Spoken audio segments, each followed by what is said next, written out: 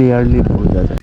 বাংলার মির্জাফর পিলখানায় আক্রমণ, সচিবালয়ে আক্রমণ, শহীদ মিনার কিভাবে ধ্বংস করে হচ্ছে মুজিবনগর, মেহেরপুর জেলার, যেখান থেকে বাংলাদেশে প্রথম অস্থায়ী সরকার গঠন করা হয়েছিল মুক্তিযুদ্ধের সময়।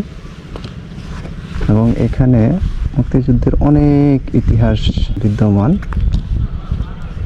আর এই ম্যাপটা হচ্ছে বাংলাদেশের মুক্তিযুদ্ধের সাথে সম্পৃক্ত দেশের বিভিন্ন প্রান্তে যুদ্ধের বিভিন্ন পরিস্থিতি অল্পভাবে ফুটিয়ে তুলছে এখানে।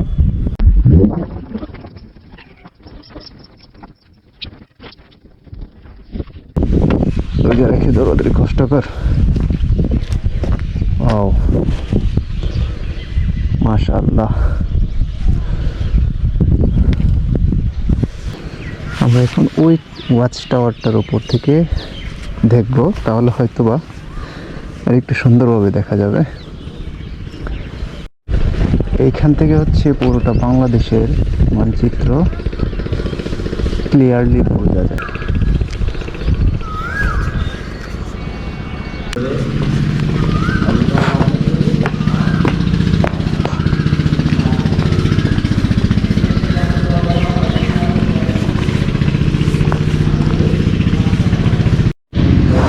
এই চিত্রটা হচ্ছে 1971 সালে পাকিস্তানি বাহিনী দ্বারা রায়ের বাজার বধ্যভূমিতে কিভাবে মানুষকে মেরে ফেলে রাখা হয়েছিল সেই চিত্রটা এখানে উপস্থাপন করা হয়েছে। আর এটা হচ্ছে পিলখানায় আক্রমণের সময়কার একটা চিত্র। ঢাকার বিডিআর যেই হেডকোয়ার্টার, সেখানে 1971 সালে আক্রমণ করেছিল, সেটার একটা চিত্র এখানে উপস্থাপন করা হয়েছে।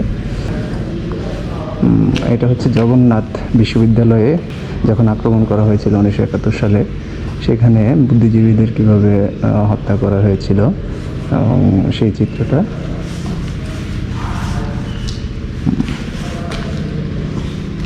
এটা হচ্ছে বাংলাদেশ পুলিশ লাইন, ঢাকা রাজারবাগের পুলিশ লাইনে কিভাবে আক্রমণ করা হয়েছিল সেই চিত্রটা এখানে।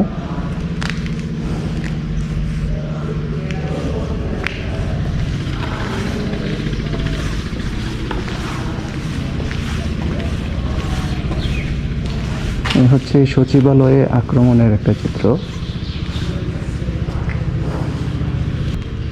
এটা হচ্ছে জাতীয় প্রেস ক্লাবের চিত্র। আর এটা হচ্ছে কেন্দ্রীয় শহীদ মিনার কিভাবে ধ্বংস করেছিল পাকিস্তানি বাহিনী, সেই চিত্রটা এখানে।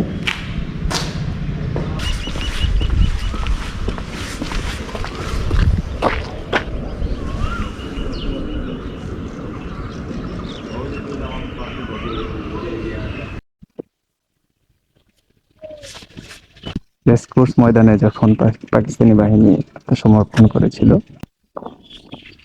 ঐতিহাসিক তেলিয়াপাড়া সম্মেলন, কর্নেল MAG উসমানী 1971 সালের 17 এপ্রিল অস্থায়ী রাষ্ট্রপতি সৈয়দ নজরুল ইসলামকে গার্ড অফ অনার প্রদান। বাংলার মির্জাফর, খন্দকার মুস্তাক।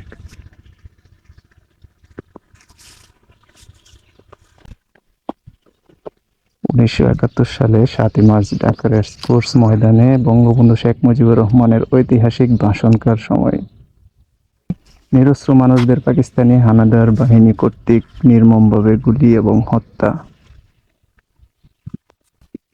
সাধারণ মানুষকে মারার কি দরকার ছিল? নারী নির্যাতন ও হত্যার চিত্র।